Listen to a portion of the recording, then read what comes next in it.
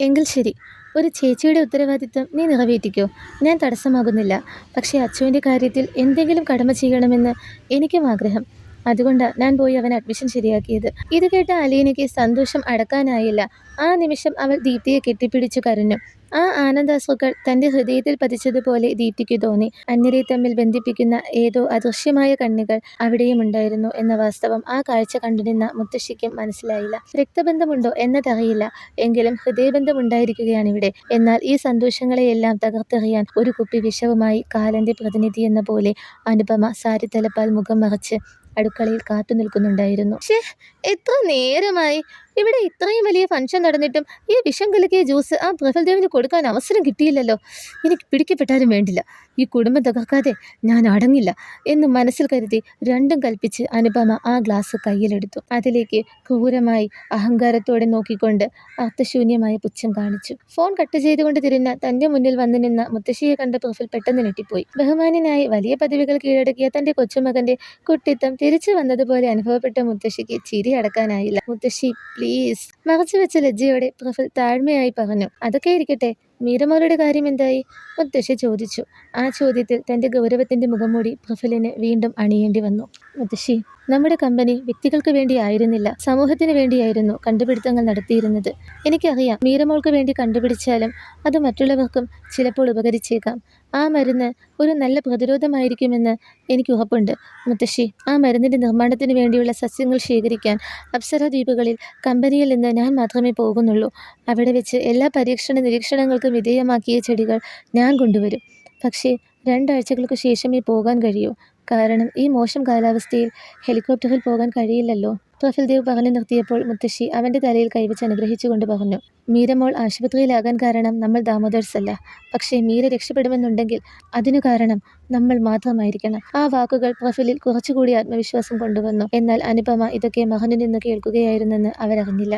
Sir, cool drinks ചോദിച്ചായിരുന്നോ എന്ന് ചോദിച്ചുകൊണ്ട് അവർ ചാടി വീണത് പെട്ടെന്നായിരുന്നു.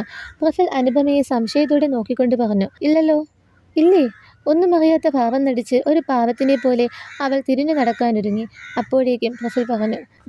ചിലപ്പോൾ ഞാൻ ചോദിച്ചിരുന്നിരിക്കും. എനിക്കിപ്പോൾ അതിന്റെ ആവശ്യമുണ്ട്. ഇങ്ങ് തന്നാട്ടെ. അനുപമ ആ ഗ്ലാസ് അവന്റെ കയ്യിൽ വെച്ചു കൊടുത്തുകൊണ്ട് ഹാളിൽ ഒരു മൂലയിൽ ഒളിച്ചു നിന്നു. ചേച്ചി, നമുക്ക് എന്തെങ്കിലും കഴിച്ചാലോ? കാവ്യ ചോദിച്ചു. എങ്കിൽ ശരി, വാ. അലീന കാവ്യയും കൂട്ടി അടുക്കളയിലേക്ക് പോകാനായി ഇറങ്ങി. നേരെ ചെന്നു നിന്നത് പ്രഫൽദേവിന്റെ മുന്നിൽ. അവൾ പെട്ടെന്ന് അവിടെ നിലയുറച്ചു പോയി. വഴിമാറി വന്ന ഒരിളം തെന്നലിൽ അവളുടെ ഇടതൂർന്ന മുടിയിഴകൾ പാറിപ്പറക്കാൻ തുടങ്ങി. അവൻ അവളുടെ അടുത്തേക്ക് മെല്ലെ നടന്നു വന്നു. അവന്റെ കണ്ണുകളിൽ വ്യത്യസ്തമായി ഇതുവരെ കണ്ടിട്ടില്ലാത്ത എന്തോ ഒന്ന് അവൾക്ക് കാണാനായി. അതെന്തെന്ന് മനസ്സിലാക്കാൻ അവൾക്ക് കഴിഞ്ഞില്ല. അലീന. പ്രഫൽദേവ് തന്റെ പരുക്കൻ സ്വഭാവം മാറ്റിവെച്ച് ഉത്കണ്ഠയോടെ പതിയെ അവളെ വിളിച്ചു. അവൾ അവനെ നോക്കി. എനിക്ക് പറയാനുള്ളത് എന്തു തന്നെയായാലും ഇന്ന് നീ അത് കേൾക്കാൻ തയ്യാറാണെന്ന് എനിക്കറിയാം. കുറച്ച് ദിവസങ്ങളെ ആയിട്ടുള്ളൂ നീ എൻ്റെ ജീവിതത്തിൽ വന്നിട്ട്. പക്ഷെ നിന്നെ കാണുന്ന ഓരോ നിമിഷവും എനിക്ക് ഓരോ ജന്മങ്ങളായി മാറുകയാണ് ലീന. നമുക്കിടയിൽ എന്തോ ഉള്ളതായി എനിക്ക് പലപ്പോഴും തോന്നിയിട്ടുണ്ട്. നിനക്ക് തോന്നിയിട്ടില്ലേ? അവൻ പറഞ്ഞപ്പോൾ ഏതോ സ്വപ്നലോകത്തിൽ നിന്ന് വഴിമാറി വന്നതുപോലെ, ഏതോ തിരിച്ചറിയാനാകാത്ത തീരത്ത് എത്തിയതുപോലെ അവൾക്ക് തോന്നി. അവൾ വിവശയായി അതേ എന്ന് തലയാട്ടി. അപ്പോൾ അവൻ ചോദിച്ചു. അത് സ്നേഹമല്ലെന്നുണ്ടോ? ആ വാക്കുകളിൽ ഒരു ഞെട്ടലോടെ അവൾ നോക്കി. ഞാൻ നിന്നെ സ്നേഹിക്കുന്നു. നീയോ? ചുവരുകളിലല്ലാതെ സ്വനപേടകത്തിൽ തന്നെ തട്ടിത്തെറിച്ച് ആ വാക്കുകൾ അവിടമാകെ പ്രതിധ്വനിച്ചു. അവളുടെ കാതുകളിൽ മഴയായി. ആ മഴയിൽ നനഞ്ഞ് അവിടെ സ്തംഭിച്ചു നിന്ന അവളുടെ നെഞ്ചിലൂടെ ഒരു തീനാളം കടന്നുപോയി. ആകസ്മികമായി ലഭിച്ച സമ്മാനം. വാക്കുകൾ കൊണ്ട് നെയ്ത ആ വലക്കണ്ണികൾ ചെന്നിറങ്ങിയത് അലീനയുടെ സുതാര്യമായ ഹൃദയത്തിലേക്കായിരുന്നു. എന്നാൽ ലക്ഷ്യസ്ഥാനം തന്റെ പിന്നിൽ നിന്നിരുന്ന വീണയുടെ അലീന എന്ന കഥാപാത്രമായിരുന്നുവെന്ന് അവൾ ഓർത്തില്ല. തനിക്ക് മുന്നിൽ മറുപടിക്കായി കാത്തുനിൽക്കുന്നത് പ്രഫൽദേവല്ല, അമീനാണെന്ന് തിരിച്ചറിയാനാകാതെ അവൾ അവനെ നോക്കി. അത് ഇടറുന്ന സ്വരത്തിൽ അലീന എന്തോ പറയാനൊരുങ്ങി. എന്നാൽ എന്താണ് പറയേണ്ടതെന്ന് അവൾക്കറിയില്ലായിരുന്നു. അലീന, താൻ ജസ്റ്റ് ഒന്ന് മാറി നിൽക്കാമോ? അവരെ ആക്ട് ചെയ്യാൻ സമ്മതിക്കേ. പെട്ടെന്നായിരുന്നു തൃപ്തിയുടെ കടന്നുകയറ്റം. അലീന തിരിഞ്ഞു നോക്കിയപ്പോൾ അവിടെ നിന്നിരുന്ന വീണയും ഇടയിൽ നിന്ന് മാറി നിൽക്ക് എന്ന് കൈകൊണ്ട് ആംഗ്യം കാണിച്ചു. എന്തോ വലിയ കുറ്റവാളിയെപ്പോലെ തല കുനിച്ചുകൊണ്ട് അവൾ കാവ്യയെയും വിളിച്ച് അവിടെ നിന്നും പോയി. ആ നിമിഷത്തിൽ തനിക്ക് സ്വയം ആത്മനിന്ദ തോന്നാൻ എന്താണ് കാരണമെന്ന് അവൾക്ക് മനസ്സിലായില്ല. ചിന്തകളിൽ കുടുങ്ങിയ മനസ്സുമായി അവൾ കാവ്യയെയും കൂട്ടി നടന്നുകൊണ്ടിരുന്നു. അവന്റെ ഓരോ വാക്കുകളും ഇടതടവില്ലാതെ അവളുടെ കാതുകളിൽ മുഴങ്ങിക്കൊണ്ടിരുന്നു. ചേച്ചി, stop stop stop stop stop. പെട്ടെന്നായിരുന്നു അങ്ങനെ പറഞ്ഞ് നിൽക്കുക എന്ന ആംഗ്യം കാണിച്ചുകൊണ്ട് കാവ്യ മുന്നിലേക്ക് ഓടിക്കയറിയത്. പൊടുന്നനെ ഒന്ന് ഞെട്ടിക്കൊണ്ട് അടഞ്ഞ സ്വരത്തിൽ അവൾ ചോദിച്ചു. എന്താ? ചേച്ചി എന്താ എന്നെ ഭക്ഷണം കഴിപ്പിക്കാനല്ലേ അലക്കാനാണോ കൊണ്ടുപോകുന്നത്? ഒരു കള്ളച്ചിരിയോടെ അവൾ ചോദിച്ചു. അതെന്താ നീ അങ്ങനെ പറഞ്ഞത്? എന്ന അലീനയുടെ ചോദ്യത്തിന് മറുപടിയായി മുന്നിലിരുന്ന വാഷിംഗ് മെഷീന് നേരെ വിരൽ ചൂണ്ടിക്കൊണ്ട് അവൾ അലീനയെ നോക്കി. ഇതെന്താ അലക്കുകല്ലാണോ? ഒരു മടുപ്പോടെ അലീന ചോദിച്ചു. എന്റെ ദൈവമേ, ഇതുകൂടി അറിയില്ലായിരുന്നോ?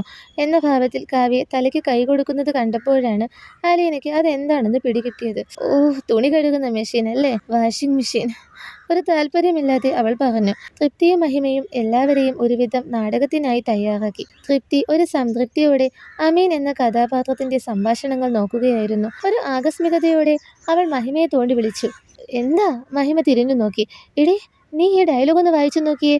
പ്രഫുൽ നേരത്തെ അലീനയുടെ മുന്നിൽ വെച്ച് പറഞ്ഞ ആ ഡയലോഗ് ഇല്ലേ, അത് ഇതിൽ കിടക്കുന്നത് വേറെ, അവൻ പറഞ്ഞത് വേറെയാണല്ലോ. അവിശ്വസനീയമായി തോന്നിയ തൃപ്തിയുടെ വാക്കുകൾ കേട്ട് ആകാംക്ഷയോടെ മഹിമയും അത് വാങ്ങി നോക്കി. ഇവിടെ നോക്കട്ടെ, അവൾ ചോദിച്ചു. കാവ്യയ്ക്ക് ഭക്ഷണം എടുക്കുന്നതിനിടെ എന്തൊക്കെയോ പിറുപിറുത്തുകൊണ്ടിരുന്ന അലീനയോട് എന്തെങ്കിലും പറയണമെന്നുണ്ടെങ്കിൽ ചേച്ചി എന്നോട് പറയേ എന്ന ഭാവത്തിൽ കാവ്യ വന്നു നിന്നു. ഇനി ഞാൻ ആ സീരിയസ് അച്ചായന് സീരിയസ് എന്ന് വിളിക്കില്ല. കാരണം അയാൾക്ക് നല്ല വൈപ്പിയായിട്ട് അഭിനയിക്കാൻ അറിയാം. എൻ്റെ മുന്നിൽ വെച്ച് തന്നെ എൻ്റെ പേര് വരുന്ന ആ ഡയലോഗ് പറയേണ്ട കാര്യം എന്തായിരുന്നു? അത് എത്ര വൈപ്പിയായിട്ട്? ഒരു പരിഭവത്തോടെ അലീന പറഞ്ഞുകൊണ്ടിരുന്നു. അല്ല ചേച്ചി, എന്താ ഈ വൈപ്പി? കാവ്യ സംശയത്തോടെ ചോദിച്ചു.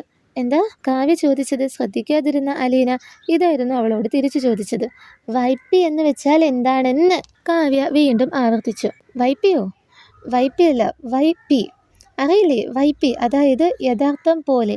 അലീന ആ വാക്കിന്റെ കളിസ്വരം അവൾക്ക് പറഞ്ഞു കേൾപ്പിച്ചു. അപ്പോൾ ഇനി പ്രഫുലിന് അലീനയോട് ശരിക്കും എന്തെങ്കിലും ഉണ്ടോ?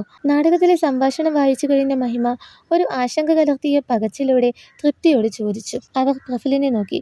അവന്റെ കയ്യിൽ ഇപ്പോഴും ആ കൂൾ ഡ്രിങ്ക്സ് ഉണ്ടായിരുന്നു. പ്രഫുൽ, ജലത്തിന് സ്പെസിഫിക് ഹീറ്റ് കപ്പാസിറ്റി കൂടുതലാണെന്ന് കരുതി അതിനെ ഇങ്ങനെ മുഷിപ്പിക്കല്ലേ?